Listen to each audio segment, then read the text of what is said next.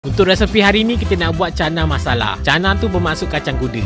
Ni salah satu hidangan yang popular dekat Pakistan. Kuah dia pekat berempah, cicah pula dengan gali parata yang lembut macam ni. Memang best. Jom kita masak. Okey, untuk bahan kisar dia korang masukkan 3 ulas bawang putih, 1 inci halia, 8 tangkai cili akar hijau. Kalau korang tak suka makan pedas boleh kurangkan. Lepas tu korang masukkan 1 biji tomato dengan air sikit. Lepas tu korang blendkan dia sampai betul-betul halus. Okey, dalam periuk nanti korang masukkan bawang kecil cincang. Korang tumiskan dia sekejap, kemudian kita nak masukkan bahan blend kita tadi. Lepas tu korang sambung masak sampailah dia sedikit garing. Kemudian bolehlah kita masukkan serbuk cili, serbuk kunyit, serbuk ketumbar dengan garam masala. Lepas tu korang tambahkan air sikit dan sambung masak sampailah dia betul-betul pecah minyak. Bila dah pecah minyak tu bolehlah kita masukkan 1 tin kacang kuda. Separuh tu dihancur-hancurkan sikit macam ni. Tambahkan sedikit daun ketumbar dan juga air. Air tu korang tambah paras-paras kacang tu, okey? Lepas tu perasakan dengan garam dan juga gula secukupnya. Kemudian kita nak tutupkan dia, biarkan dia masak dengan api yang pelan selama 15 minit. Dan last sekali korang taburkan lagi daun ketumbar. Okey, next untuk gali parata tu pula digunakan daripada Tisha je. Tak perlu dah nak uli-uli, korang tinggal nak keluarkan dan panaskan je.